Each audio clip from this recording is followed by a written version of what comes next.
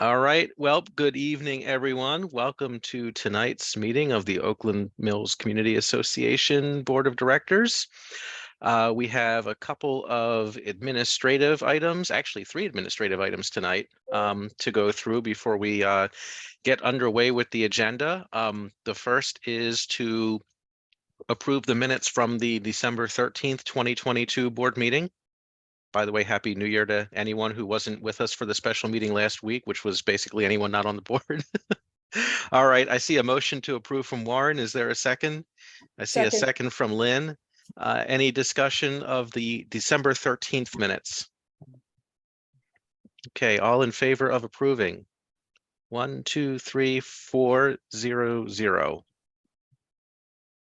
All right, next, is there a motion to approve the minutes from our January 3rd, 2023 meeting that basically allowed the board to go into closed session? I see a motion from Warren. Is there a second? I see a second from Bill. Any discussion of those minutes?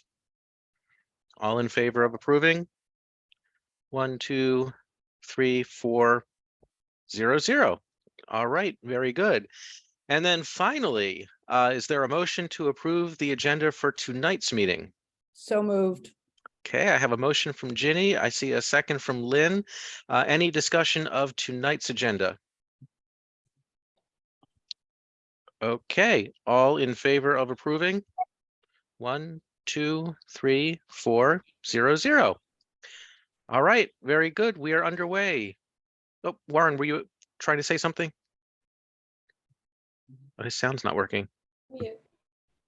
Put your hand down, Warren. I think maybe he's trying to tell us that he can't get his sound working, but no.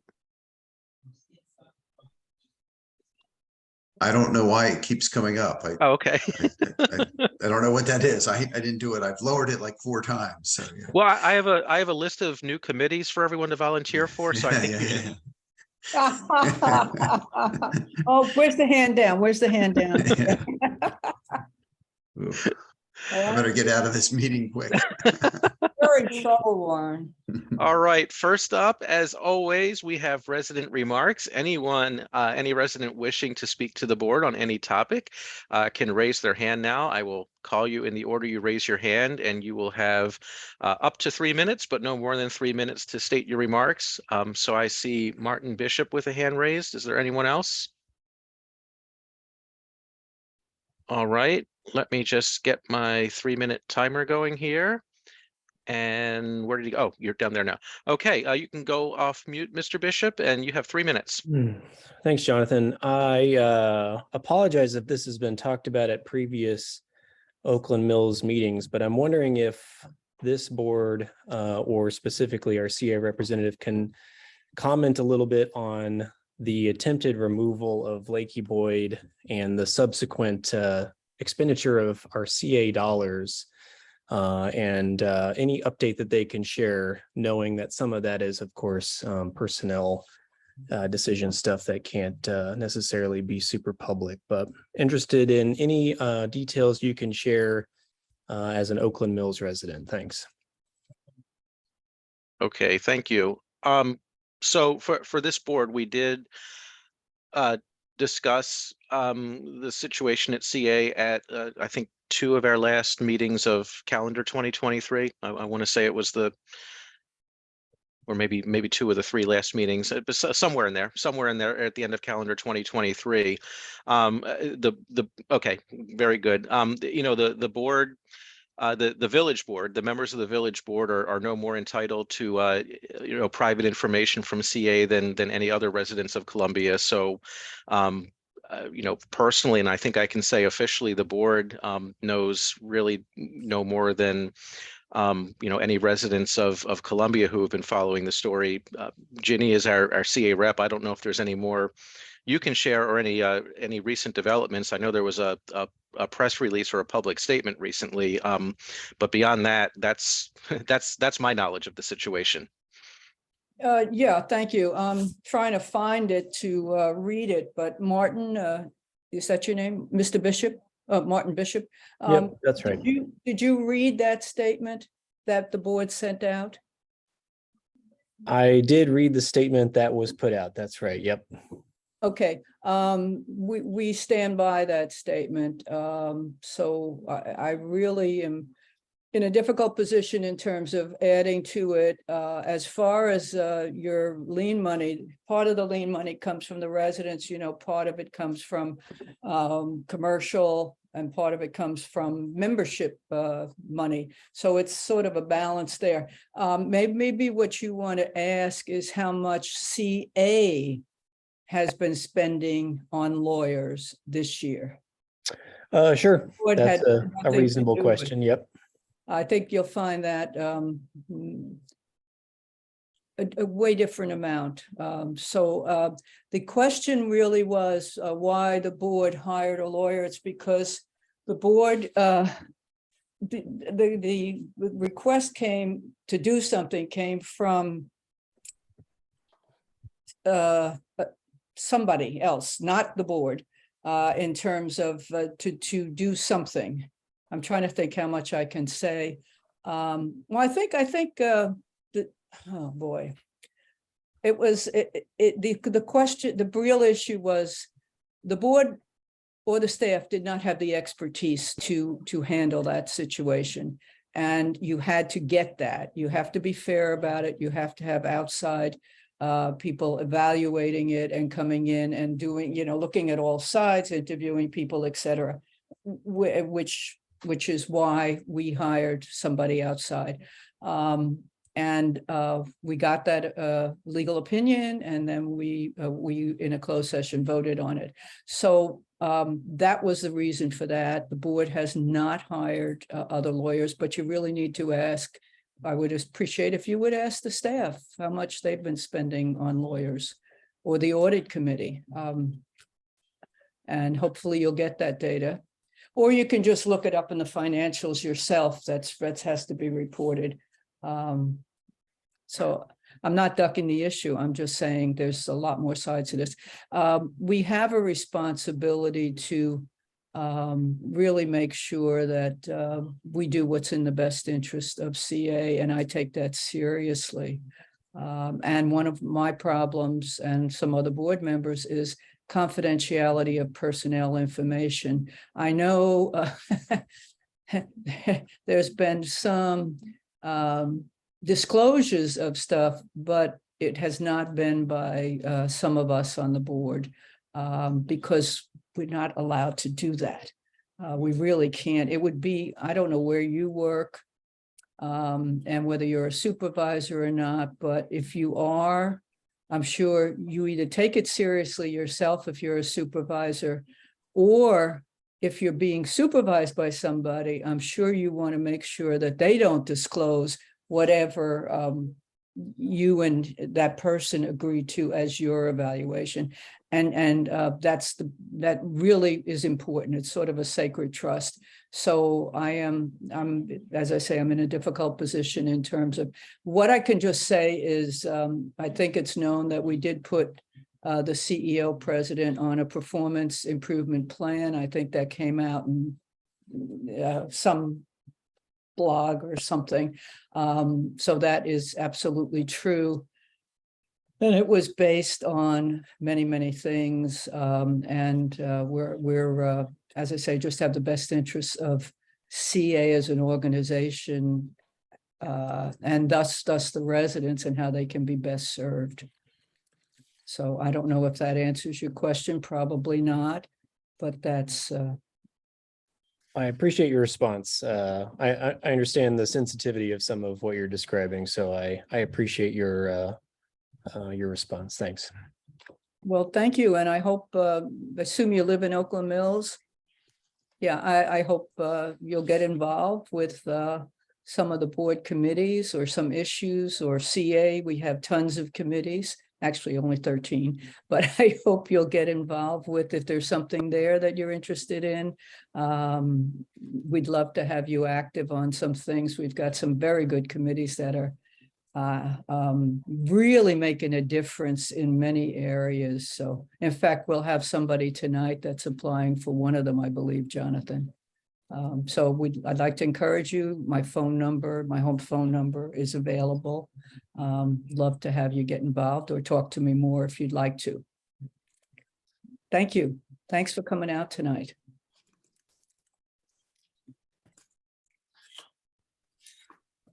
You're on mute, Me? Jonathan. It would help if I unmuted. Thank you. I'm going to share more information during the board chair remarks, but I know there have been even a couple of questions about recent higher than usual number of closed meetings OMCA has had. That has nothing to do with CA and everything to do with some business we're conducting here. And I'll share the outcome of that during my my board chair remarks.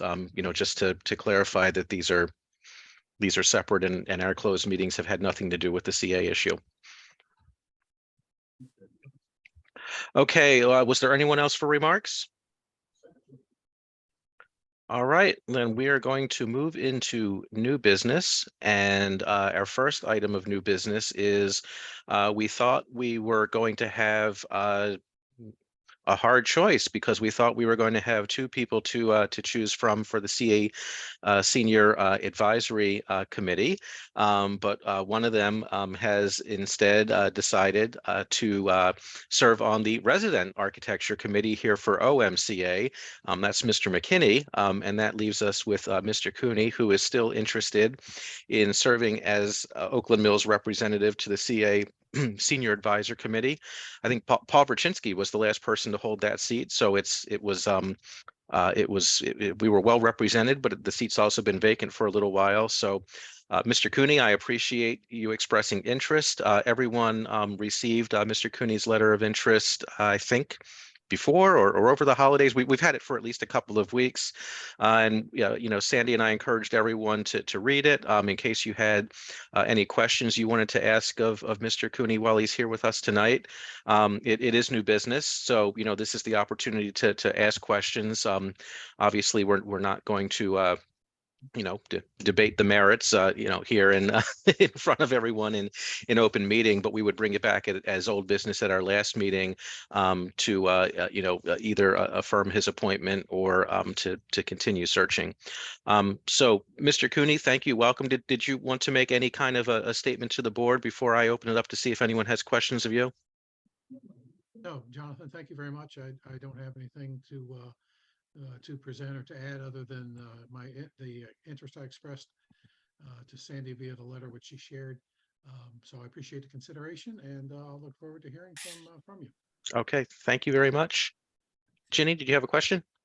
Yeah, I would wonder if he would be willing, Mr. Cooney, if you would be willing to just share, and I'm trying to find your letter here, but share with us what is your interest in the Senior Advisory Committee? Do you have any specific goals? And by the way, if we had two, I was going to try and work, and you really wanted those two, I was going to try and work out something where one went on the committee as Oakland Mills rep, the other one could have been available as maybe an at-large if the committee agreed. Because I agree with you, I am the liaison to that committee as well as the climate committee, and I try to think what other committee. So I felt strongly that Oakland Mills needs to be represented. Paul was it for a long time, so I'm delighted that. Oh, thank you, Sandy, or whoever did that. Federal government, okay. North representative? No, never mind. You don't have to answer that. My husband is active in North. Okay, so I guess, could you elaborate more on what the issues are that, maybe you see need to be addressed that aren't being addressed? And I'd also, by the way, like to volunteer. I would love to meet with you, tell you when the next meeting is going to be. I'm trying to find that right now, and where it's going to be and what the process is. And maybe if you're willing, meet with the chair of the committee, Sharon Lee Vogel, just to if you get approved by the board, to help you sort of get a fast track for the committee so that if you can start contributing right away, and it will be less of a learning experience. So I volunteer to do that. I think you're right around the corner from me. You're on Owen Brown Road. I'm on 40 Winks Way. So we could meet in the middle someplace. No, never mind. Well, just hopefully not in the middle of the street. That would be a bad. Yeah, I don't think I want to do that either. But as far as specific goals or objectives, I'll be very honest. I don't have specific things lined up or presentations to talk about or anything else. I was very surprised that the position was empty and or vacant, I should say, probably for the period of time it has been. Yeah. I do feel strongly that Oakland Mills should be represented. And having not had a representative, I threw my hat in the ring and would be more than happy to take forward anything from obviously our village, but also to listen to what else is going on in Columbia as a whole. But as specifics that you're asking about, I really don't, and I'd be happy to. I mean, being a senior myself, it's something that that I'm interested in serving and making sure that interests are represented and we're spoken for. Thank you. Thank you. Any other questions for Mr. Cooney?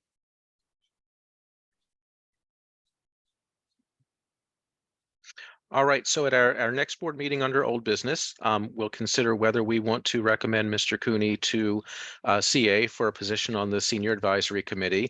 And as well, it's been a little while, so maybe not as everyone would recall, but as is the case, the village boards cannot place anyone on a CA committee. So what we basically do is we say, Mr. Cooney or whoever the candidate is, is our choice CA, please seat him on your committee. And then I don't think we've ever experienced anything where CA said, no, thank you to our first choice. So, hopefully everything after that is a formality, but just for the record, we can't directly appoint someone to a CA committee or subcommittee.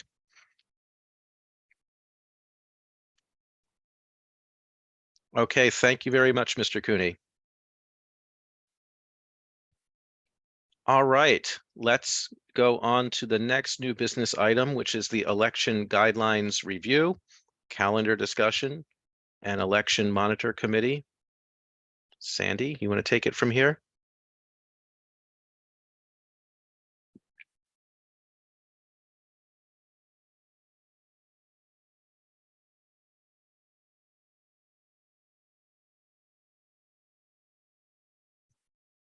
Can you all see this? Yes. Okay. Can I you? know there's a way to make it bigger, but I'm not seeing that in front of me now. Oh, here we go. Hold on. No, I'm not working. Okay, so there, yay. Actually, the election guidelines, we did a very thorough review of them last year, and we included the provision to allow for online voting. We did not have an election, so we could not test that, to see how it worked. So basically for this year, I have not changed any text other than changing the dates of 2022 to 2023. I've kept, a Friday deadline where there was a Friday deadline for mail-in ballots. I changed something to shall and may fill the position. I didn't change anything else. There's wordsmithing. But there is nothing changed, assuming that we will still have online voting as an option. This is all from last year when we decided to have the online voting, how people can vote. Only one form of voting would be accepted. How we accept our mail-in ballots, that they can vote one of three ways: on election day in person, mail-in, or online. If we get more than one type of vote from that property, then none of the votes would count. So I changed the name of the shopping center owners to Klein Enterprises, and that's it. So I sent it to everyone ahead of time, but there's nothing of substance other than dates and taking out a sentence or changing a word that has changed from last year's guidelines. So that's my story. And Sandy, when do we put out the call for volunteers to the election monitoring committee? I know we're Actually, always it's looking for gonna people. be in the e-news tomorrow. Okay, And then I'll follow up with probably a separate email, but we have a block in the e-news looking for committee volunteers and committee chairpersons. So I haven't spoken to them yet. okay. Rebecca, did you want to discuss the reporting option? Encouragement, whatever we think we might want to call it. Yes. And I don't know where it would fit in here, but following Jen Teresa's presentation, was it just at our last meeting?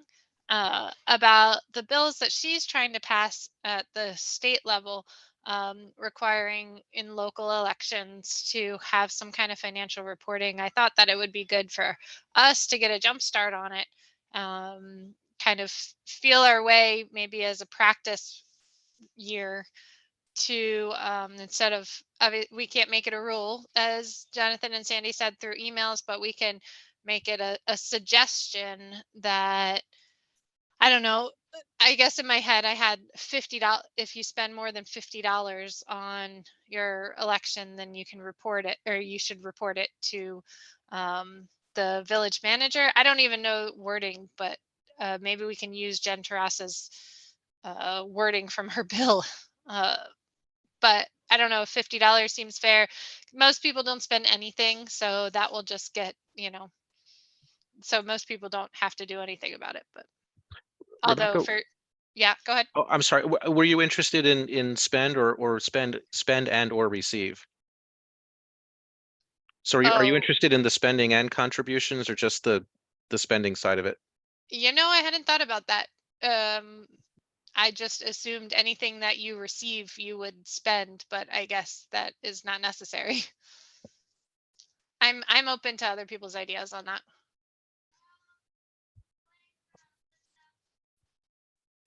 So, I mean, I would say if we're going to do it as sort of a voluntary test run for what could be legislated, I would do receive and spend, because I mean, Mhm. some people may self-fund everything, others may get contributions, all of which they spend. We just don't know because we haven't done it yet. Yeah. I'm fine with that. I guess the receive is the more important part, because that's the transparency part of it. But receive and spend is fine too. And we might put it where they have, it's a candidate application, so they have to say that they're running. Then there's a part about the covenants that they have to be in compliance. So I think we can put it somewhere in there, financial disclosure, recommendation, whatever we want to say, but we can Yeah. fit it in. My only concern with fitting it too close to the covenants is that the covenants are legally binding, and I don't want to imply that something has the force of a legal document when it doesn't yet. Well, I would just be careful about the placement near the covenants. okay, I mean, I don't care where we put it. We can look through it Mhm. again, and it'll stand on its own as its own section. Okay. Questions And from it also can go in all the letters that we send, because every candidate gets letters that they might even read more carefully than the guidelines. yeah, and at this point, we just need to discuss whether we want to draft something to put it in there so that when we finalize these in 2 weeks, it's either included or struck at that time, or finalized with different language at that time. Right.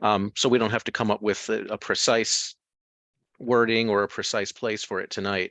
But it would be a good idea if there's some general consensus that we want to try it, so that we don't have Sandy taking a lot of time writing something that we're just going to strike in 2 weeks. Ginny, it looks like Ginny has a question or comment, followed by Lynn.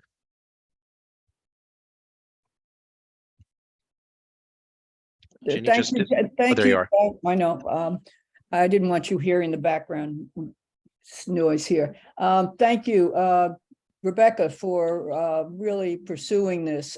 Definitely received. Jonathan, you had an excellent point, because sometimes if they don't need to spend the money, or they spend it after the fact paying a bill, you're not going to know about it. So the receive part, and be very clear of how they have to say who's giving them the money, how much, etc. If you want to, I don't know, what else you'd want there. But I was also going to suggest Delegate Teresa made an offer of having us meet with an expert in Annapolis that would kind of guide us a little bit. So it might be worth doing a Zoom with that person. And I could facilitate it if you'd like with Jen. And really talk about what in general, you'd have to have a list of what you want covered, like that they receive it, that it, it's clear who gave the money, et cetera, the date, and how often you want them reporting, because it doesn't do any good to get this after the fact. And we have such a short cycle for an election. That's what makes this so complicated compared to normal political offices. So you'd almost have to have what a weekly report, or something that would be meaningful, so that if you want the residents to know about it, you'd also have to say where you're going to post it, et cetera. There's a lot of issues, but the objective, I think, is to make sure the residents know who's running and where they are getting their money. And I don't know why you'd want to do $50 plus. I don't know why you just don't want everything recorded, because if the $50 come from, I don't want to mention any category of person, that may be something the residents really would have benefited from knowing. So I don't see the reason to put the $50 cap on it. That's it. Okay, thank you, Lynn. I just have a question about the legality of doing this. Can we put something in as a new way of handling our elections without going back to the entire Oakland Mills community and getting a vote? Doesn't it have to become a bylaw? Well, that's why I said we can encourage it. We can't require it. If we're going to put a new requirement on serving, then it has to go to the community for a bylaw, or it has to be basically forced upon us by the state through legislation, which is what might ultimately happen. So, as of right now, all we can do is basically say it's a nice thing to do, it's encouraged, but it has to be completely optional.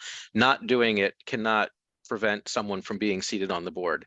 The only things that can prevent someone from being seated on the board are the requirements laid out in our legal documents.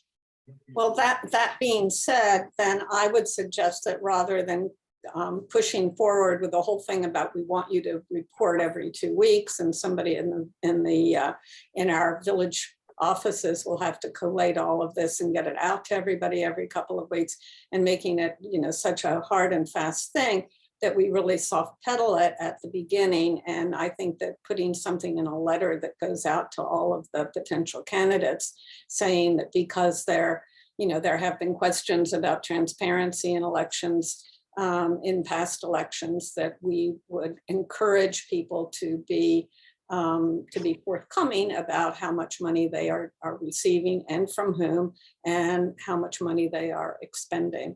I think the receiving is more important than the expending. If I decided to spend more than $50 on my candidacy, I don't think that people are going to say, oh, Lynn it's only because Lynn has more than $50 to spend that she's going to, have a leg up on another applicant for the position. But if you're getting a significant amount of money from outside sources, that's a whole different deal. But I'd start it slow, since we're not on legal ground here. That's not something I had tried to, I just wrote a big question before you started talking about deadline, because submitting it at the time of the covenants is too late, right? Like that's after the election. So I don't know what the timing, the ideal timing would be for something. Obviously not when you submit your application or your letter of intent, because you haven't done so much yet. Well, the mailings go out at the beginning of April. We will know who the candidates are the second week in March. So we don't want it, I mean, we want it with enough time that when someone gets their ballot, they have time to see the information that we've received and, to review. So it's really like, if it comes out after everyone's had their mailing and online voting, it's not going to affect who they vote for. Well, my suggestion would be put it out as late as possible, because the people who really want to see that before they vote can just hold on to their mail or not log in until it comes out. Yeah. If you put it out too early, then, someone can just wait to report, basically wait to report until after you put it out. They've met the spirit of what we're trying to do, but it never gets shared. So I would, figure out, okay, what's the latest date we can do this, so that, because we cut our online voting off a day before the paper voting, right? Yeah. So it's probably like something like, close of business the day before the online voting closes or something is the latest we could do it, so that we don't prevent anyone who wants to use any of our voting channels from having the information, but so that it's also the most, the most recent information reasonably possible. Because we don't have a board of elections. We have a committee of some volunteers, and we have a village manager who's going to be learning how to do this as a new village manager. So I also think we need to be careful about the burden on not us, the board, because we stay out of this, but on our staff and our volunteers. Amy had a suggestion that she just sent me, that we keep a list updated on the website as well. Yeah, I assume this would be Yeah. an all electronic list. I mean, we can't, Yeah. we can't afford to mail this to everyone. No, but that would be like a current list that is on the Okay. website. Yeah, and I think that, I mean, I know you want to put it out later, but there's some people, I mean, they're going to want to mail theirs in, and if they want to mail it in, they need to make sure they send it early enough. So I think that we could actually put a list up earlier, and we just keep it updated on the website, and it's there for them to refer to.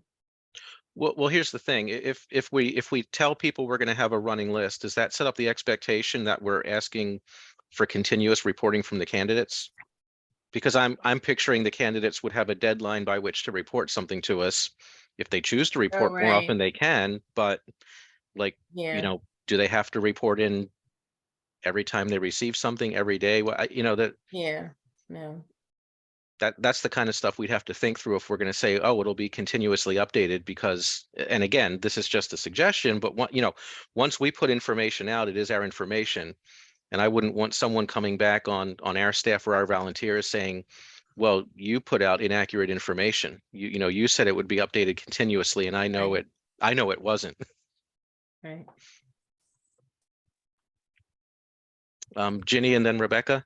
Yeah, okay. I think you have the answer in terms of if we really understood what's the objective here and agreed on what's the objective in terms of openness, transparency, informing the voter, then we'd have the answer to that. And I think it has to be almost like, once you declared yourself every Friday, you report. It's not, hey, how much money are they getting? This isn't like they need a treasurer, for God's sakes. But the other thing that's missing here, so people can expect on the website, as Amy said, every Friday, the end of business, there'll be a new posting, if there's a new posting. But I think the other thing we're missing here, it's so frustrating, is the in-kind services.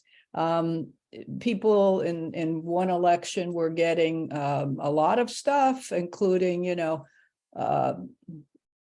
well, I don't want to get into it. So but- can I stop you there? So this is where I get concerned that we're going to go too far before we even know what the law says. I don't know. Without treasurers, without any type of structure, I don't know how we ask our candidates to value that stuff. I don't know how we value that stuff or confirm that we've got the right value of that.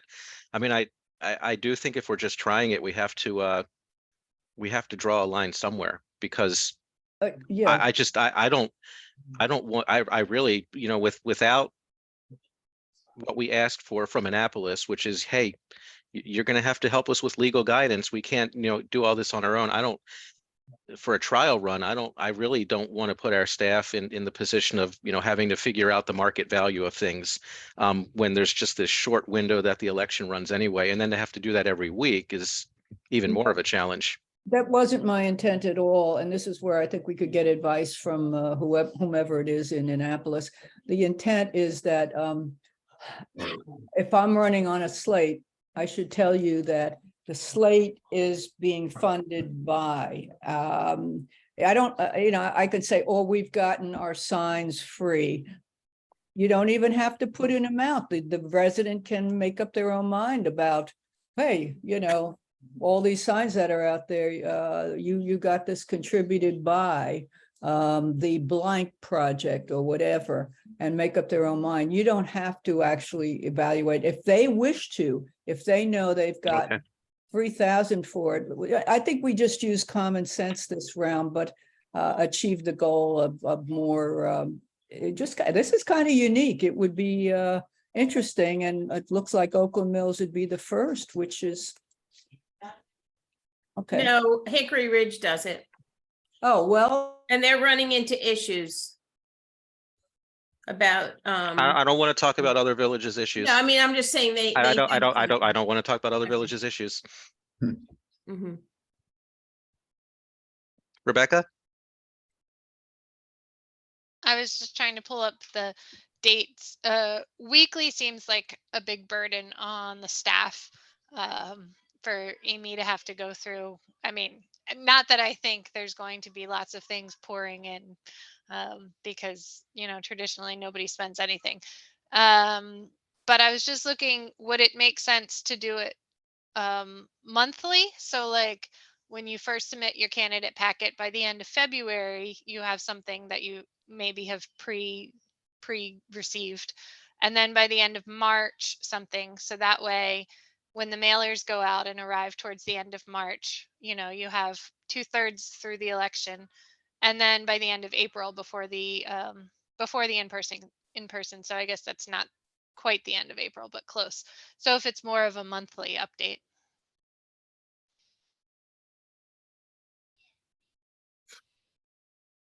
You'll see the calendar in a minute, and that'll make sense of why we don't really start anything till March. Oh, that's okay. I'm looking at the calendar now from your attachment, but Oh, because I don't think everything's due in March, in February. oh, you're right. I see. Not till the beginning of March. Yeah.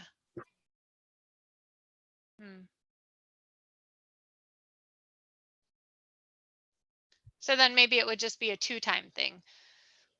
Once with your application, and then once, like Amy said, you have to, if you're mailing it in, you have to mail it a week before. So then once a week before.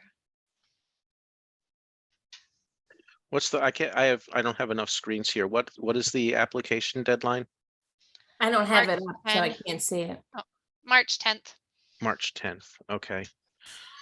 So would doing it with the application mean anything at all? I mean, in theory, some people who might decide to contribute wouldn't even know you're running until you announce. Although I guess if you're really running a campaign, you would have reached out to people. Should it be something like, going back to your monthly idea, Rebecca, even though there's really only 2 months in play here, by the end of March. So, you've declared you're out there publicly. By the end of March, you report the first time, and then the second time is not the end of April because that's too late. But like that, what I was talking about before, that like that last day before the online voting closes, so everyone gets that last shot before they have to submit their vote.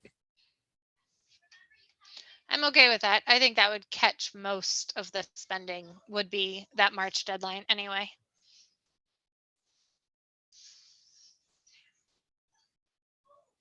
So that would be like, well, basically March 31st. I don't know where on the calendar March 31st falls. I don't even know if that's a business day, but Well, we could simplify it though, so that there's not all these different confusing deadlines. It could just be along with the candidate statement, which is, oh, Sandy has it up now. On March 13th, when you turn in your candidate statement, you could also turn in a financial disclosure form then. And then another one, if you want to, would be due a month later in the middle of April.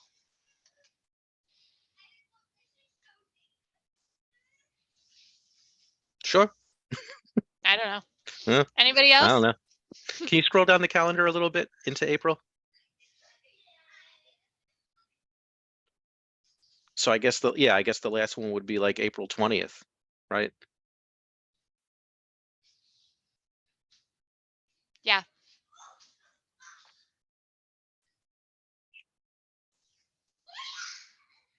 I'm sorry, that's a little late if somebody's mailing in their ballot. Didn't somebody make that point before? Well, as long as it has the as long as it's postmarked appropriately, it should be okay. It still gives them People 2 get days. really nervous about the mail system, so I don't know. Well, and I not to get off too far on the tangent with what's going to happen in Annapolis, but this is what they'll have to consider. Like, we could say the 19th, we could say the 15th, whatever. What I don't want to get into is a situation of, on election day, some candidate decides to fly a blimp over the other barn and everyone wants to know where the money came from. Well, it happened after. So that's why I was trying to get it as close as possible to capture as much as possible. But, we might just have to accept that not everything, especially something that happens late, can be captured. And I think that's okay, right? Because if suddenly, if a major contributor has not been giving all along and suddenly on the eve of the election decides to finance a huge blimp to fly over, then, that's not the spirit of what we're trying to do. We're not Yeah. trying to capture every single dollar that somebody gets, but rather just the spirit of the money. Yeah. It would be really cool though. Amazing. What you want Jonathan Edelson written on it. No, you, if you're going to give money, you want it to get results. So you're paying for signs, glossies that go in the mail, all of that. You don't do it at the last moment. The blimp maybe, but not anything else. Jonathan, how about just a nice plane that has a banner in back of it, like Ocean City? You Yeah, we could. Yeah. fly over all of our ponds or something? Never mind.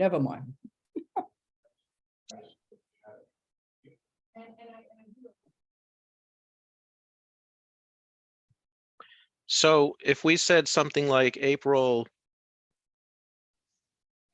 like close, 10th, well, I mean, 10th would give 2 full weeks Yeah. to do mail-in or electronic voting, and then you still have that last Saturday to come vote in person. So then we could do like two requirements. One would be, oh, not requirements, but suggestions of March 10th and April 10th. Lynn?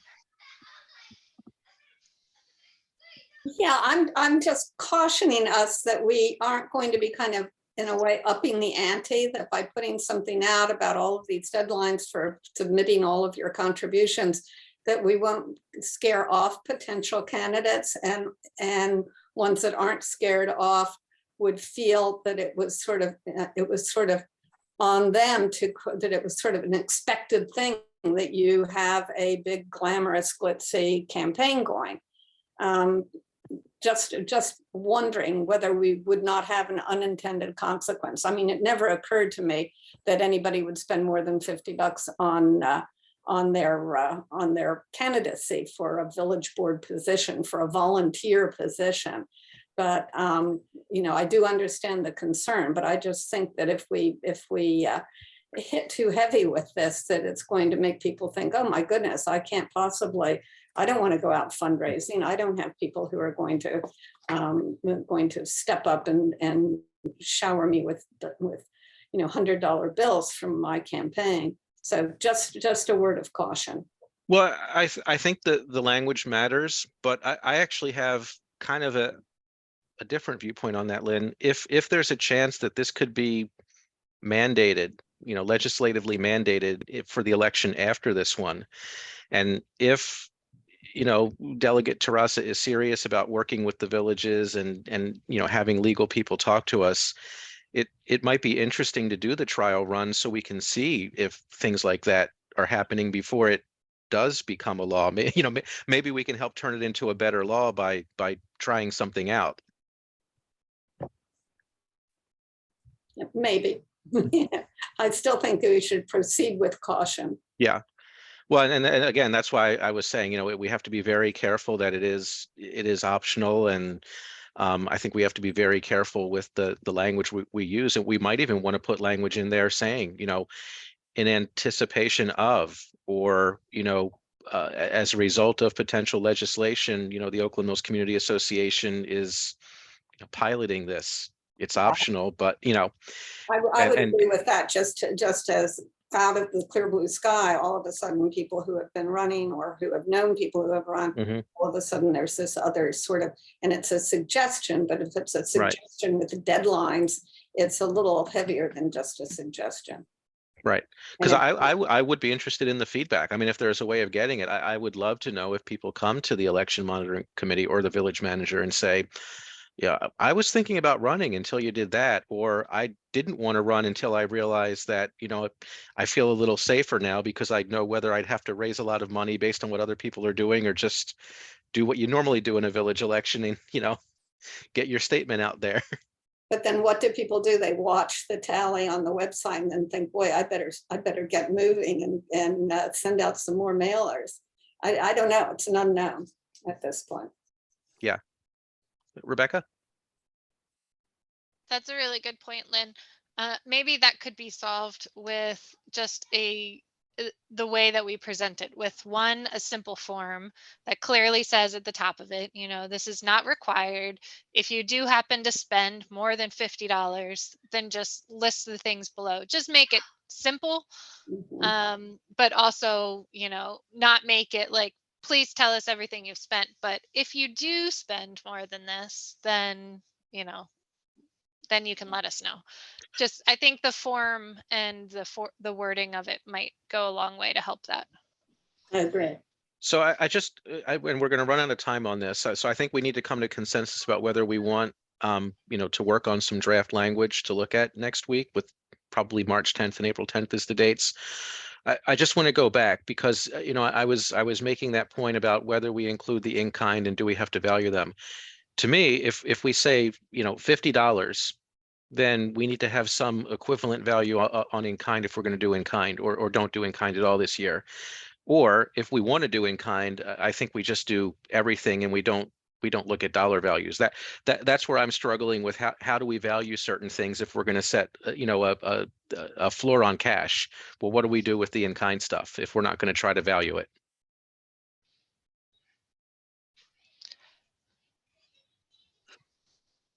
Jenny has the Jenny? Sorry, it's hard to see who's raising their hand because everyone's crushed over on the side while we're in the screen share. Okay, we can't be expected to value it. There's no way you can do that. It's the candidate that knows their particular signs cost X amount of dollars and was paid for by this project or whatever. So you can't do it. There's no way you can do it, and you shouldn't be expected to do it. It's the idea of saying, I received this, or somebody printed not only printed, designed and wrote it and printed my glossies that are being sent out and covered the mailing. And that's enough. People get the message there. You don't have to say what it cost. It's not even relevant. It's a matter of, if they have to disclose that, we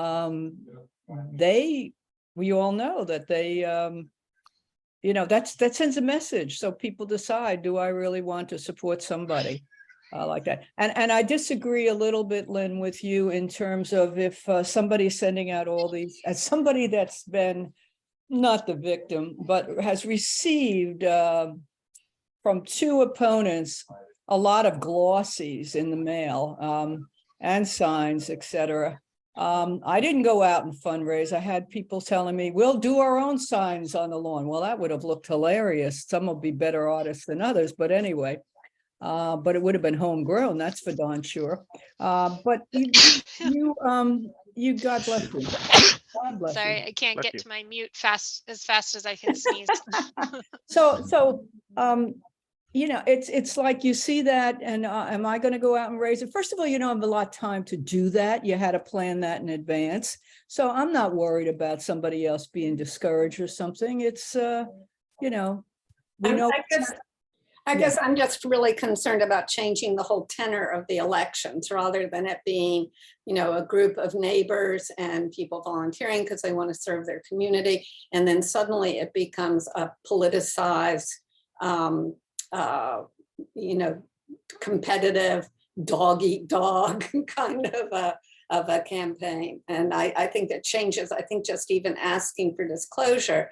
Now, granted, people have been getting money. It has happened in the past. I'm well aware of that, but it does kind of change the tenor of it. It's as volunteers wanting to serve their community to something that we're casting it as something that is politically motivated. And if you're going to get into this, you better be ready for the political fight.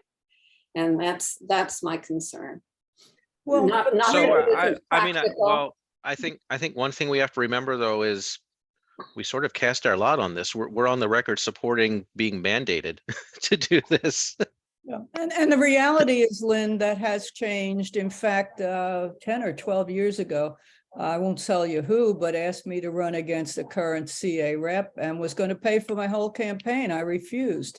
So, I mean, that was a long time ago, and that person happens to be actively involved in these other little endeavors. So it's changed. It's no longer what you and I idolize and think about, and what was the Rouse plan and all, Rouse idea and all that. It has changed. Reality is there. It's going to continue. The difference here is whether Rebecca's idea of and Jen's of having more open and transparent about what is happening, as opposed to trying to ask them and waiting till after the election, having coffee, in my case tea, with Reverend Paige Getty. And she was saying we weren't open, transparent. I said, how about you guys? We could never find out what. Okay. This is about going forward, not names and going back. Rebecca. 100,000. Rebecca? I think she had her hand Sorry, up. Oh, I did, and I don't remember why. And I just had to take care of kid things, and I can't get my computer situated right. So move on. all right. So it's new business. We don't decide anything tonight, but do we feel there's enough consensus that we would say to Sandy, hey, before the next board meeting, and please don't make this cause you to retire even earlier, could you draft some potential language, in the spirit of the legislation we think's coming with the March 10th and April 10th deadlines for us to, look at over the next couple of weeks, and then consider whether we want to integrate into this document when we vote this document in as this year's election guidelines. Mhm. So it's not a vote. I'm looking for, nods, is it worth Sandy's time to take a shot at something, or? To present to you at the last meeting, I will be out of the open. Yes. That way we can That send was you out with a that was bang. unnecessary, Sandy. No, it wasn't. That Not was that I have unnecessary anything to else to remind do. us. I don't have anything else to do in the next 2 weeks. That's fine. We're gonna see like a new resident showing up at future meetings, and her name is gonna be odd. It's gonna be like Cindy Sanderbaum. And you won't see my face. I'll have to figure that out. Do we have just a thumbs up, or do we have enough consensus to do that? We're not committing to anything now, but looking. I guess, I guess I don't know. I'm not real sold on this thing, but yeah, Lynn's kind of persuaded me a little bit, so I'll give it a thumbs up though. All right, so let's just see what we come up with, and then we'll go from there. And Lynn, I do agree. And that's why I think the language is so important. I don't want people to think they need a war chest to run for the village board. It really is more about the transparency, and how do you not, have that perverse effect, that unintended consequence when you do this. But I think that's where the language is key, and that's why we want to look at what it would look like, within the context of our guidelines. So let me just say this one thing. I've worked on this for the state, and that's to try to get money out of politics. And at this low level, to even accept that people get money, it's almost like we shouldn't be allowed to get money to run for a Mhm. Oakland Mills Village Board meeting, position, I don't think, but if it's happening, it's nice to have it reported. So that's kind of where I feel. That's my Yeah, thoughts. it is. I'm just kind of, the next thing we know, people will be sending in money from other states to try to influence our election. Amen. I'd, Amen. Yeah. I'd be fine with that. And I'd be fine with talking to Delegate Terrassa about just legally prohibiting it. Forget the reporting. It just can't happen. Yeah. But we can't do that. Well, we I could, know. but we would have to change our legal documents. So we couldn't do it in one election cycle. Right. Well, that would be my preference, but Mine too. I agree. that's for another Yeah. time. All right, well, let's take the shot, see what we have 2 weeks from now, and, see how we feel about it. When we get to this, around this time in 2 weeks, if we're just sort of debating, eventually I'll just call a vote and we'll see what the motion is. And then the vote will determine what we do. Jonathan, do you want to get Jen's help for Sandy in terms of somebody to talk to or? Not for this, because I honestly don't even want to imply that this, carries any kind of legal weight, state endorsement, anything like that. The legal requirement is going to be something different and something mandated, and we don't even know how that mandate gets passed into our legal documents and gets required for the next election. So I'd like to kind of keep that as separate as possible when it comes to working with them. Now, after we do this, I do think it's appropriate that if we have, substantial important observations or feedback, that we share that. And that's exactly what we said. We support this thing in concept, but we want to work with your folks and we want them to work with us before they just go and lay something out and tell us, here's what you have to figure out how to implement.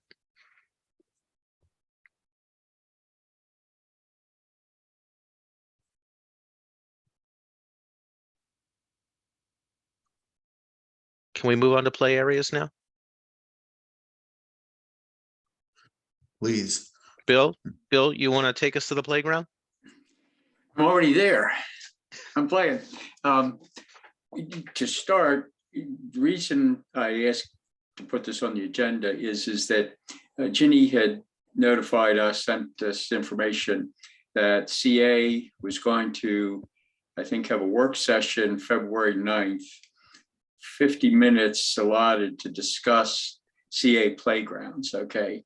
And to start this, I was going to ask if, Ginny, if you could give us any additional information on playgrounds or what CA was envisioning with that, nothing elaborate, but just as a starter to try to define what CA might be looking at. I'd appreciate it.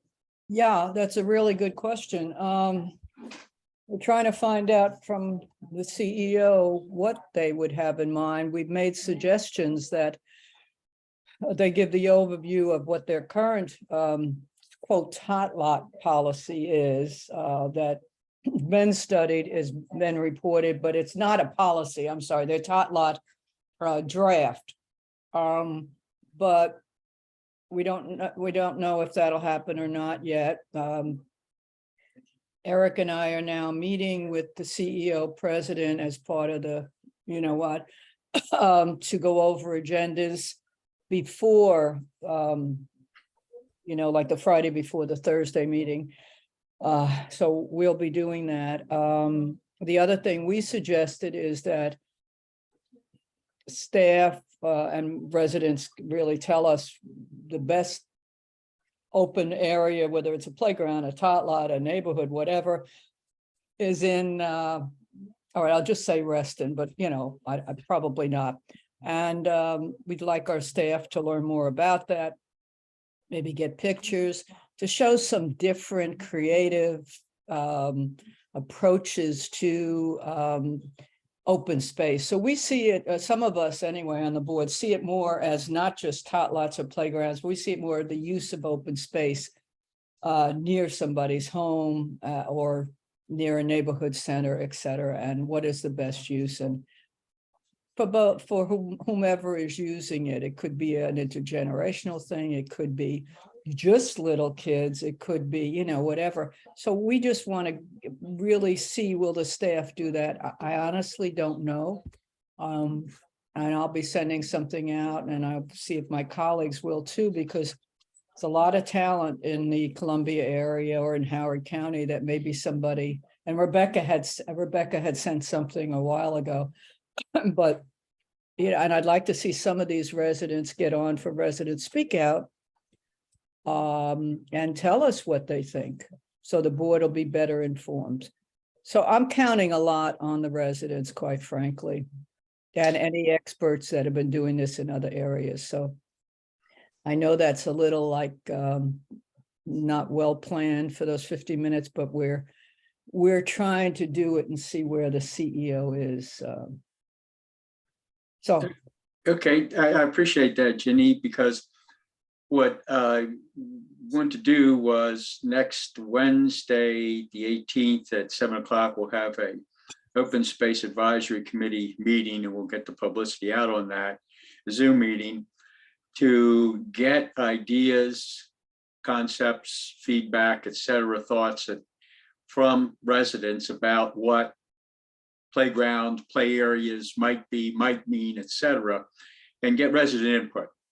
And at that meeting, try to come up with maybe 5 ideas or points or suggestions or recommendations that the Open Space Advisory Committee could then give to our Oakland Mills Village Board at our, I think it's January 24th board meeting for consideration, to see if our village board would take any position at all prior to CA's meeting on the 9th, and send that OM board position to CA in advance of that February 9th meeting. So looking at all this, I feel there's an opportunity here for us to discuss the issue, look at Oakland Mills. Our focus in the Oakland Mills Advisory Committee, Open Space Advisory Committee meeting would be to focus on Oakland Mills, open space, tot lots, play areas, et cetera.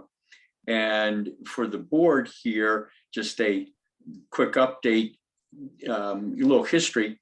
In Oakland Mills, we had, prior to COVID, set up with CA to do a pilot tot lot study with CA, and CA took the first step, which was to do a baseline analysis of what we have in Oakland Mills today, looking at the tot lots, the size of them, the play equipment, the proximity to different residential areas and to other play areas, et cetera.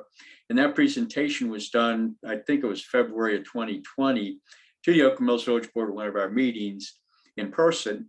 And the next steps were going to be looked at, and where there would be maybe a closer analysis of each tot lot. We would have members of the Oakland Mills community with CA looking at each of these tot lots, et cetera. COVID hit and everything got put on hold. And then, if I remember correctly, September of 2021, Lakey Boyd attended our Oakland Mills Village Board meeting. It was Zoom. And I, at that meeting, went over a quick summary of the tot lot pilot, et cetera, where it went. And what we wanted to do was to resume it. And I posed her that question, and her direct first 2 words were, "Let's continue." Okay. When I asked her about continuing that pilot process. Right. Nothing happened for a couple months, 3 months, and I inquired CA where do we stand. And if I remember correctly, received word that CA had a pilot policy for tot lots. Further investigation over time, that the CA board did not vote on that policy, but that it was tendered by the staff, but not voted on by the board. And so I had not pursued anything with tot lots. Then Ginny gave us information about this meeting February 9th with CA workshop to discuss play areas. And so I felt, okay, maybe this is an opportunity for us in Oakland Mills to kind of do a reevaluation of where we're at with our tot lots, play areas, et cetera, and maybe come up with some recommendations. So that was my thought here to our board members. I wanted to bring it up tonight. Yes, it's old business. We've discussed this issue a lot, but I wanted to get it on tonight's meeting, so on the 24th, we could potentially take some action if we so deemed it necessary. So, yes, Jonathan. So I don't know how to ask this without revealing my bias, so I'll just say I have bias and ask it that way. So I definitely think it's a good idea for the Open Space Committee to have the meeting to solicit input. Specifically, Rebecca and Lynn have sent, actually not even concepts, because these are in practice elsewhere. They've sent some really neat, play area ideas that have put into practice elsewhere. Will you bring that to the meeting? Does that have to be reintroduced, or is that sort of already on the record? Because I don't want to get that to get lost, because it's about 2 years old now, when we were talking about that, but it was really neat stuff. Yes, my expectation is that Rebecca and Lynn will be at the meeting, we'll have this information, and that we will cover it. That's my expectation. Okay. And hopefully, Lynn and Rebecca, you will not prove me wrong. I hope that you do join and do present and do have information. I That's just my put it hope. on my calendar, Bill. Very good. Next Wednesday, you said, right? Yes, Wednesday, the 18th, we're going to get the notice out. I arranged with Sandy today to set the meeting up, and we'll get the notice out for everybody. All right. What time, And Bill? one other thing. It's Wednesday, the 18th, 7 p.m. on Zoom. And then one other thing, and again, this my opinion, you can choose to disagree. I really don't believe that what CA did and presented to us back in February of 2020 was a pilot, because really they did data collection, right? They went around to the tot lots, they took pictures, they counted bodies, they did data collection. To me, a true pilot would be. Well, that was the first step. Yeah, that was the first step was data collection baseline. And then we were going to get into next steps where we would look at what can we do, what should it be, what changes going forward, should we look at a broader scope, right? Tot lots versus bigger play area, et cetera. So we were going to get into the analysis in the second, third steps. Second step, I think, was analysis, and third was recommendation. And I know this could be rushing things, so that you don't get into paralysis by analysis. At some point, if we really want to pilot it, we should just try something. Take one of these playgrounds or tot lots, try something, measure the outcomes, learn from them, and then put what we learn into practice. That to me would be the true pilot. Everything right now is sort of information gathering to set us up for maybe doing a pilot at some point. That's just my 2 cents on it.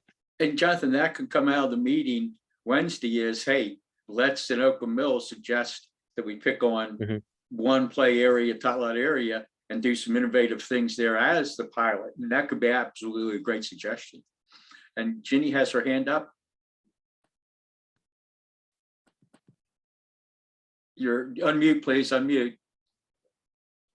As part of that data, Jonathan's absolutely correct. It was a lot of, cameras there, who actually uses them, and the data on every tot lot in Oakland Mills.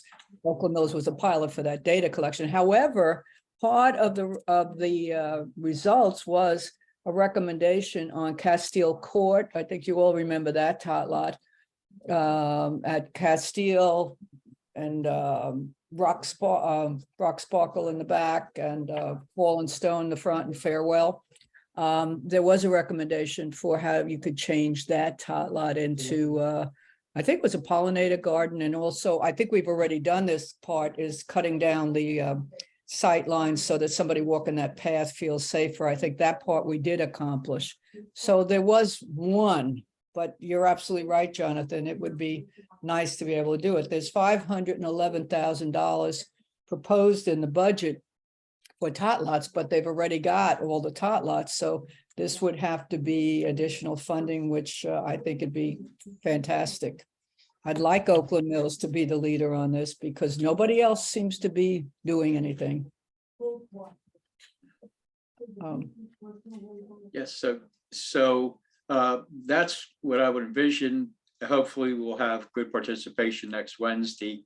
Come up with, my hope would be maybe 5 bullet points that we could bring back to the board to see if the board would be interested in taking a position on any of these. Any further ideas, discussion? Nope, we're good. Okay. Well, thank you very much. And next time on the agenda, Jonathan. Thank you. All right, thank you. Well, that is the end of old business. So we are on to the boring chair report. I mean, the board chair report. No, actually, it's not going to be a boring chair report, because the first thing I want to report for the first time publicly, and then there will be an email and social media announcement going out after this meeting adjourns, is that the board has unanimously selected the next village manager for Oakland Mills, and that candidate accepted the offer that the board presented to her. So now I've narrowed it down to 50% of the population. And I am very pleased on behalf of the whole board to congratulate and welcome to a new role, not welcome to Oakland Mills, but welcome to a new role, Brigida Warren.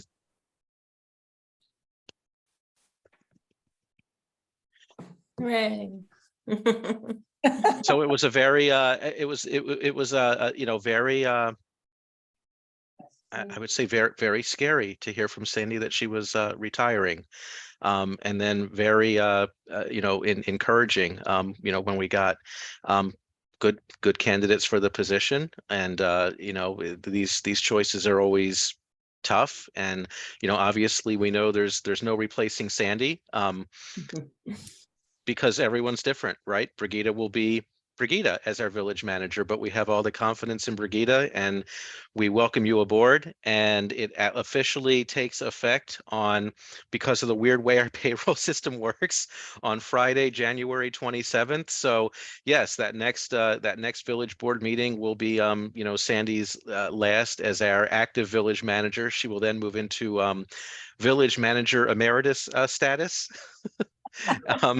She serves out the rest of her vacation time, and Brigida will you know, officially join us as the village manager on January 27th. And whenever the heck that first meeting in February is, it will be Brigida giving the manager's report and pulling everything together for us. Brigida, is there anything you'd like to say to us? I'm going to put you on the spot, and then I sent a note to the board, but it was kind of late. If anyone would like to say anything from the board, please just throw a hand up, because I kind of don't have a whole lot else to report tonight anyway, because I wanted to make it about Brigida. Well, thank you, Jonathan, and thank you to the search committee as well as the entire board for entrusting your confidence in me for this position. I am very excited, obviously nervous too, because it is a big role to fill, but I know that with Sandy's help and everybody who works in our office, as well as all of you, I'm confident that the transition will go as smoothly as possible. And like I said, looking forward to the new challenge and opportunities. So thank you very much. Thank you. Thank you for accepting the challenge. Yes, yeah. Any other comments? All right.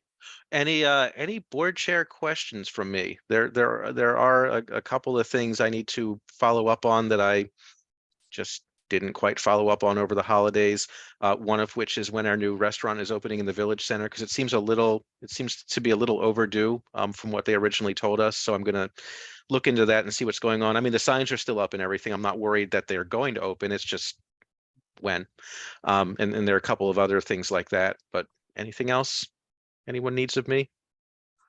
Yeah, what about the what is it, Caesars? The other people. What's going on with that? They're moving to Longreach in the summer of 2022. Haven't you read the signs? Right. It's open exactly. today. Every day I look, it's open today. Yeah. Yes. I literally look, and I hope it's open Saturday because my grandson's birthday party and they want Little Caesars from Oakland Mills. But other than that, no, nothing. Yeah, I've been in there a couple of times, don't know anything. They haven't even like taken the signs, you know, just the laser printed flyers on the inside. I can understand not taking down the banner and getting a new expensive banner printed, but they still have like the little flyers up inside saying that they're And moving in the summer of July. 2022. Yeah. I don't know. Yep. One day when it's not open, I'll let you know. I'll have to All keep right. coming there every day. Anything else?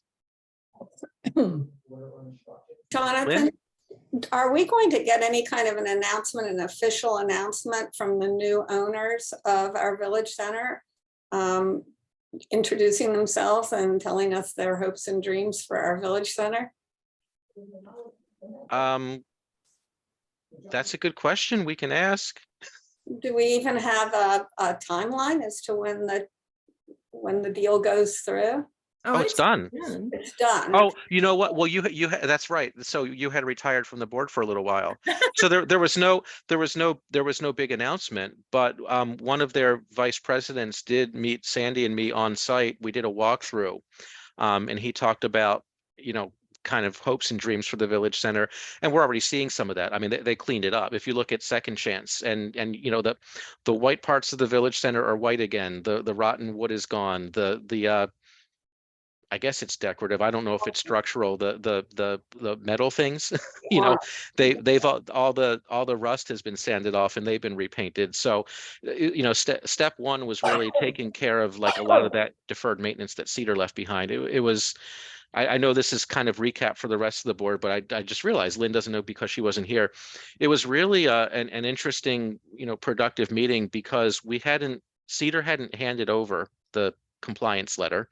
And as we started talking through the things he was going to see, because we were going to hand him the letter, he was basically like completing our thoughts, filling in our blanks. Yeah, he was basically walking us around, showing us the covenant of violations they were going to address before he had the letter listing all the covenant violations. So it got off to a nice start. Great, good to hear. Thank you. And we do have a property manager point of contact now. Right, Sandy? I can't think of Yes. her name, but His. I have it. the old one was her. Yeah. But they appear to me to be sort of a quiet, more laid back company that sort of puts their noses to the grindstone and make sure the business is taken care of. They don't have anything splashy planned. One thing they did assure us is that they are going to take a very careful look. They're going to get the Second Chance building assessed. They said it's likely that it'll have to be torn down because of the condition it's in, but they're going to work with us, and their proposal is not going to end in a rock garden. He said, don't worry about that. We want to make productive use of the space. But he also said they didn't automatically want to give up on it. They had people in there while we were there. He said, the building is neglected. The interior was full of mold. He didn't think it was salvageable, but he's not qualified to make that assessment. He has professionals advising him on that. Okay, great. Anything else? All right, Ginny.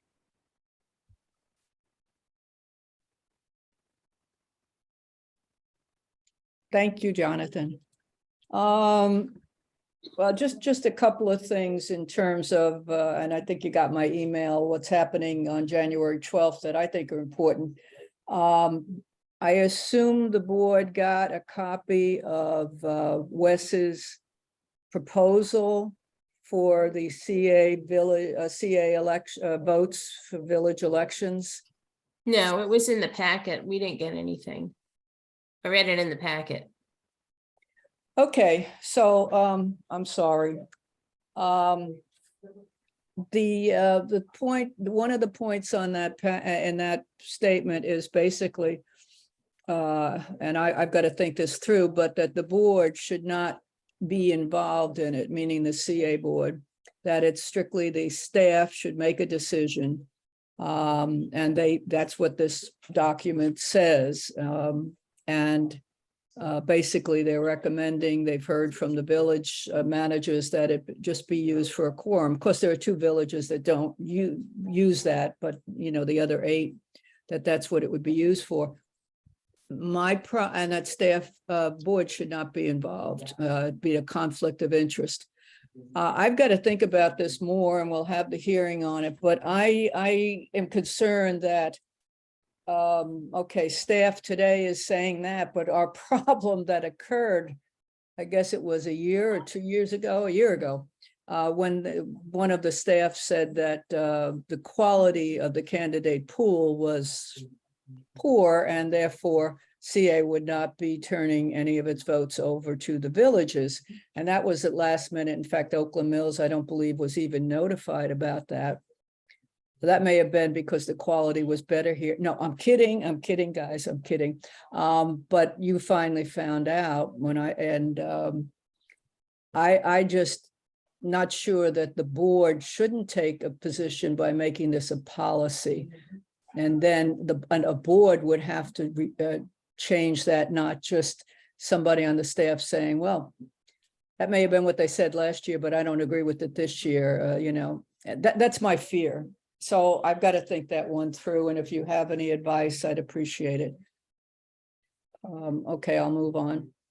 So I'll throw my 2 cents in, not about what the policy should be, but, and we're on the record with this, you know, what I don't want to see, regardless of the outcome, is I don't want to see CA interpreting our legal documents and putting out as fact, you know, what the rules of our elections are, because when they did that last time, it contradicted what, you know, each independent village has heard from, you know, various legal counsels we've hired over the years on election issues. And had Oakland Mills had a contested election, had we potentially needed those votes for quorum, we could have been in a legal quagmire that would have cost us a lot of money because of what CA's attorney said about our election. Never mind the policy, never mind whether the votes were cast or not. You know, villages should be striving to achieve quorums without CA votes, in my personal opinion, but let's not comment on the village's legal documents without talking to the villages and the attorneys who've represented them. I think that had to do with the annual meeting issue. Jonathan? Yes. Yeah. If you could read the document and see if there's anything in it, I Okay. don't think it's causing a problem other than what I talked about. But please, if you have Yeah. any concerns, if I you got, didn't see anything. I'm more concerned about where it could go next if there's, you know, debate, and then CA's counsel is weighing in to try to resolve the debate, because that's when this came up last time. Initially, that wasn't an issue, and then when there was some pushback, that's when it became the issue. That's when CA came out with the statement saying, "But it doesn't really matter. We looked at the village's documents; it doesn't matter." And that's when some villages, including Oakland Mills, said, "Yes, it does to us. You know, that's not our understanding of our documents." I think you were a little shocked that they had looked at the documents because you weren't asked for anything. But anyway, that's a separate issue. Okay, well, tomorrow night Thursday night on the 12th is discussion. So we will not be voting until the 26th. So if there's any issue you want me to bring up, a question, I'd be happy to do that. Just send me a quick email. So we get more on the table, but we have time before the actual vote, and whether you then say you need an amendment to it, or you say the staff shouldn't be handling it, period. The board should, so that it becomes a change. And then a board would have to change that in a public meeting, not staff on their own deciding. And I'm not saying they'll do this, but deciding like happened before, that I think I know what's best. That's my concern. So, okay, well, thank you. The Lake Elkhorn, I'm trying to learn more about it. The Chesapeake Bay will be coming. On the 12th. And presenting alternatives, stream restoration. They had written to the Corps of Engineers and with a lot of concerns about what WSSI was presenting, and asking the Corps to look at that carefully. Brian England, who's a phenomenal, I think, CA rep from Hickory Ridge, is very, very interested in environmental issues and open space. Bill, you've done a lot of work with him, and Gary has. So he has some issues here that I presented and just shared with you. He will be talking about this at the Lake Elkhorn and at the time on the slot there. And you can look over those, see if you have any questions on that. Again, we're not voting, we're just talking about it and seeing, but he thinks there should be updates, et cetera. So, Bill, you've had a lot of experience with this. Warren, I think you've had some. So if you can come up with any questions you want to make sure I ask. But I think this could be good because he feels strongly about something. I think we need to hear him and then decide if CA's been doing the appropriate thing or not by not updating some of these documents. And maybe they do need updating. So I'm really looking forward to this. He's been trying to get this on the agenda for a while.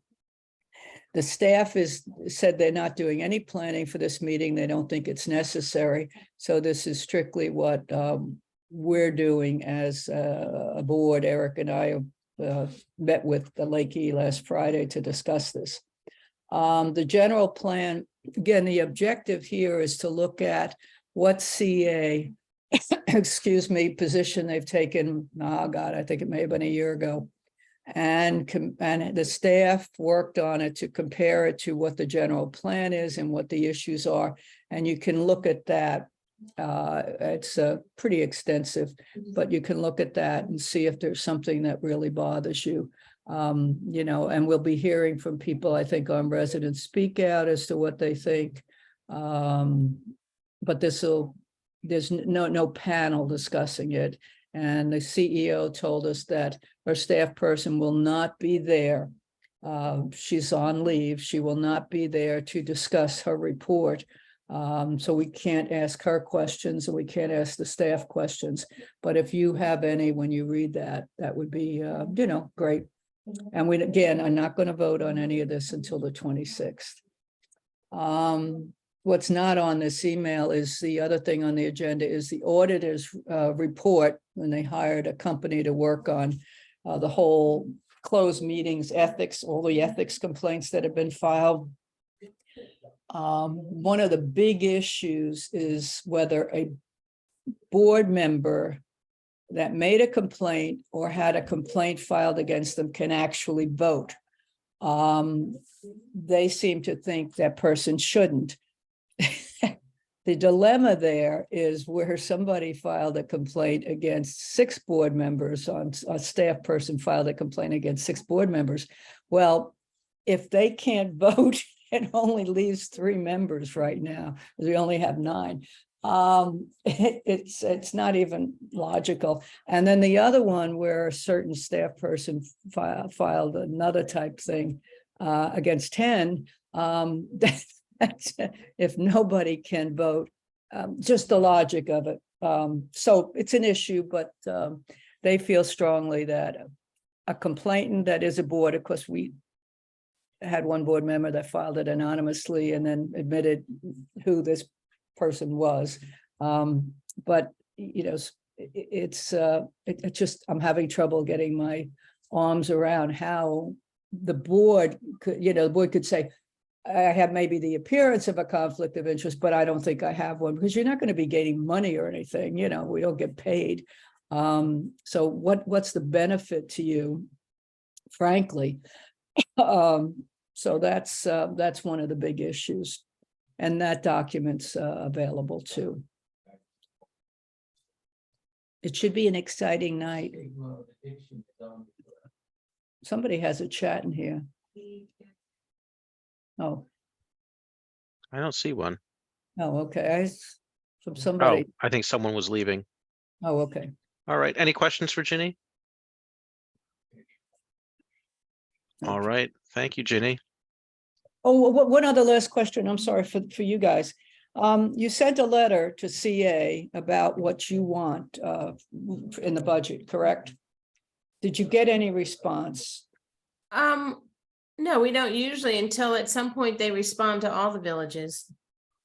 Okay, because yeah, no, another village hasn't heard either, so we're going to be asking that that they respond to the villages, because they'll have a budget out and you need to know or you know what's happening. So yeah, they normally do. I forget the timeline. Ginny, I think you just muted yourself. Yes, I did. Didn't want to hear what I had to say. No, I thought it was a lot sooner. And we need, if we're going to be voting on this February 23rd, the budget, we need to know how they're responding to the villages, so I'm working on that. Okay. Because I need to right. know if you like the response or not, or you don't like it, so, you know, we're running out of time here. Okay, so I'll keep pushing for getting that back to you. As long as we get our blimp. You're getting the blimp, I told Okay. you, with your name on it. Not my name. Then we're gonna shoot darts at it. No, no. All right. Anything else, Ginny? Any questions for Ginny? Okay, thank you, guys. All right. For the penultimate time, Sandy, financial and operations update. And ultimate, okay. So thank you to the Personnel Committee and the board for doing the search and selecting Brigida, and I'm thrilled that she will be taking over my job because she will bring new life to my seat and to the village, but coming with a history of how we have operated and will continue to operate. So I welcome her, and be kind to her. don't burden her too much. I'll do everything I can before I leave. And Well, there's one thing we can't help, and it's going to be a huge challenge for her. Brigida has to replace Brigida as quickly as possible. Well, that was my next thing, job openings. So it's already going out on LinkedIn tonight. We are looking for a facility and rental coordinator, and it will be a full-time job. And that's the first position to fill. And then we will be looking for a part-time event coordinator who will plan the festival and all the village events. Brigida has done both, but it couldn't have continued had I not, thought about retiring and then her ultimately applying. It's too much for one person, not for her, but in general, because of how busy we are with rentals now compared to prior years. It's just, she could do both great, but it's too much. So we'll be posting This those is, by the way, jobs. this is what we had up until a few years ago. Right, we always did. And we've realized it's too much. We just hadn't gotten around to it because we were busy hiring people to work parties and stuff. But that'll happen. So you'll see posts going out through email and Facebook, posted it on Indeed, and posted it on LinkedIn. And if any of you have any other sources, I can happily send you the job ad and the job description. So I don't want to take up any more time because we're running behind. But we're at the last month of the financial quarter. So Brigida will work with me and the accountant, getting all the things to her, and the bookkeeper.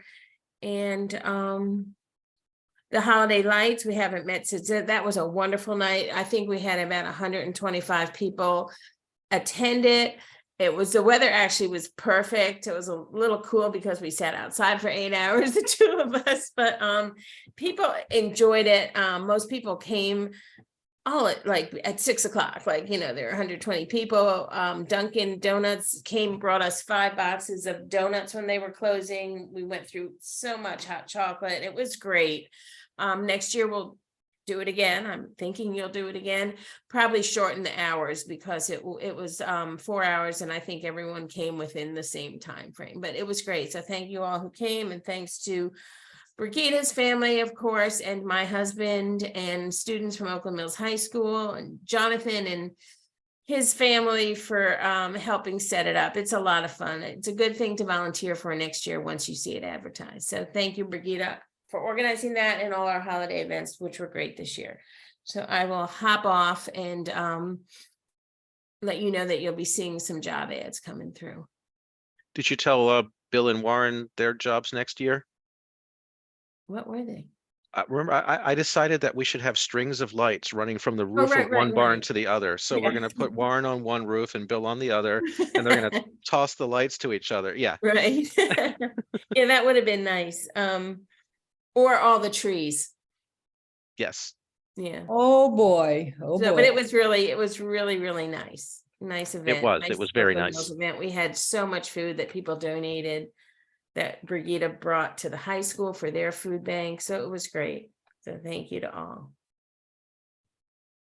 That's it. All right. Very good. Thank you very much. Any questions for Sandy? All right, let's go to the committee reports. I know we have architecture business tonight, so Lynn, take it away. Yeah, good news. We have Carl McKinney, who is here. I see him on the little squares of our Zoom call. And he has volunteered to join our RAC committee. And he comes to us very highly qualified. He was the, I think I actually wrote it down that for 12 years, the covenant advisor at Wild Lake. And he previously was on our RAC committee for 3 years. And he has experience as an analyst for in urban policy and as an administrator for the DC Office of City Administration. So we've got somebody who really knows his stuff. And given that he has so much experience and has already served on the RAC, we invited him to join the RAC immediately. So he was at our last meeting as a voting member, happy to have him there. But he, according to our policies, he does need to be confirmed by the entire board. So can I have a motion from someone to confirm Carl? And Carl, I guess beforehand, do you have anything you'd like to say? No, I'm glad. I really enjoy being back in the neighborhood to get around and look at all the properties, and so I'm looking forward to this. Okay, great. Thank great. you. Somebody want to make a motion? Bill? I nominate Carl McKinney for our Oakland Mills Residential Architectural Committee. Great. Can I have a second? Warren? Good. And vote? All in favor? 1, 2, 3, 4, me, 5. Okay, good. So welcome aboard, Carl. Well, thank you very much. Welcome. I appreciate the opportunity. Oh, thank you. Thank you for serving again. Yes, Thank yes. you. Yeah, and just a little bit of an update on our RAC committee. We are starting to see kind of a tapering off in the number of applications that we're getting in for external alterations. I think largely because, it's winter, it's after Christmas. I think people are kind of taking a deep breath, but we're expecting it's going to really ramp up in the spring.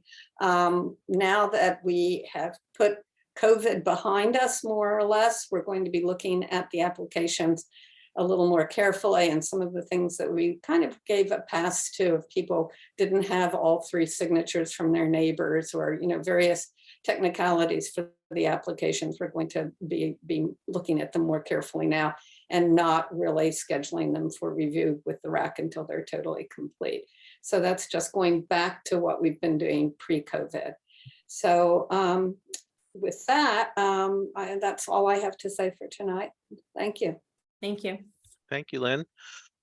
All right, well, the Education Committee didn't meet in December because it would have been meeting that week between Christmas and New Year's. And I still need to find a new date for the January meeting because we need to have an architecture appeal at the time it would normally meet. So not much of an Education Committee update there, and really not much of an education update because everyone's just back from winter break. There's some good concerts coming up. Elementary schools are having, a lot of them have their winter concerts now after the break, and then String-a-Palooza is coming up on the 31st and the 1st. If you like orchestras, all the elementary schools, middle schools, and of course the high school in the cluster playing together for 2 nights in the auditorium. That's great. Are there usually tickets to the public, or is it sold out for the families? It's there's no. Yeah, there's no, wait a minute, let me triple check this. There's normally not any ticketing or admission. I have the flyer right here. Let me just make sure I'm not saying this wrong. Yeah, it's just open to the public. Okay, great. Thanks. Lynn? Yeah, I just wanted to give kudos to the high school kids who did their Christmas parade. It was really terrific, and it was the same day as the lights and the entertainment at the other barn. So there was a little bit of a conflict there, but it was just wonderful to see the kids taking it upon themselves. It was totally with a little bit of, input from Sandy and Brigida and also from some of the teachers, but it was really their initiative and they handled the whole thing. And it was just it was a real feel-good kind of experience. The kids were just great. They had a marching band. They had kids dressed up as snowmen. They, threw candy out to the little kids standing on the street watching it go by. They were escorted by a fire engine and by a police car, and they had their marching band. So it was just really great. I hope they continue it in the future. And I was surprised, though, Jonathan, maybe you can answer this. They said that that Oakland Mills, that one of the reasons that the kids who organized it did it was that they said that they were so disappointed that Oakland Mills discontinued having a parade for homecoming. Do you have any idea why? Why did they do that? I don't. Oakland Mills discontinued that years ago, and I don't know why they no longer do a parade for homecoming. Might be time to I can ask around. Yeah. Take another look at that, because the kids were very enthusiastic and very proud of themselves, and deservedly so. They did a great job. Yeah, it was. Thanks, Lynn, for bringing that up. All right. Let's see what other committees. Warren, do you have anything from public space? Just a real quick note. We did not meet. Public space did not meet last month or this month. I talked to a bunch of people about the Orchard Green, Red Branch Road, crosswalk and path. Ginny, thank you. Jonathan, I talked to you for a little bit. I actually talked to Chris Singleton, who's the proposed, he would be the project manager if this was ever funded or actually got moving. And he gave me some suggestions. And the main one was to talk at the listening sessions at that are happening this month and I think next month. So you talk to Calvin Ball at that. So I'm going to try to do that and try to find some other people that might speak up about that.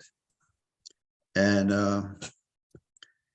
I happened to see Christiana Rigby at the HOCO by Design presentation today, and she suggested trying to get on the transportation priority letter that the county sends to the state every year. So that might be another thing to try to do. And that's all I have. I have something for you. What would that be? So, the big office building where they put the subway in? On 108? The Gelfman building on 108. Yes. Okay, so there was a blog about it, but I was wondering if you wanted to talk, and I think Dick Gelfman and his wife own the property. I could be wrong, but I was thinking they might be a source of support for the path. Now, I looked at it when I drove by. I'm not sure how their building could connect with the path, but for that, people wanting to go to that building, for people wanting to go and have subway, there's no real place to walk on that side of the road. So it might be worth stopping in and finding out who the owner is and getting their support for the path, because they have a lot of pull in the county if it is still the Gelfmans. So I think that could be something that might be beneficial. I think that's a great idea. They do have, she was a former judge. Right. Yeah, we know them. I think that's a great idea. That is a great idea. Thank you. Well, And I thank you. did Get and it I all now. and I did get a little piece of information from Chris Singleton about the south. He's actually proposing that they put in a multi-use path from Mellenbrook that would go by the Gelfman building all the way to 104. Wow. Yeah, I was like, what? Wow.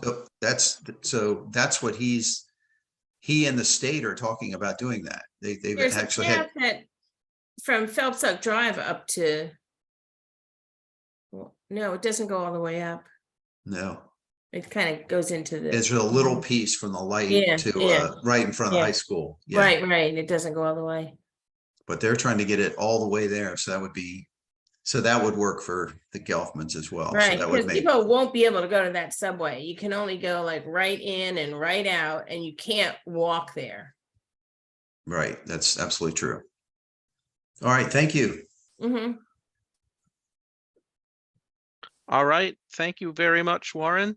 Sure. Great idea, Sandy. That takes us to the bulletin board. Amy? Anything from the office? All right. Sandy? No, we just got a lot to do. Okay. Incoming village manager, Brigida? Got a lot to learn. All right.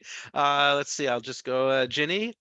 Warren, you may want to talk to the manager of the subway. Oh, thank you. That's it. All right. Rebecca. Nope.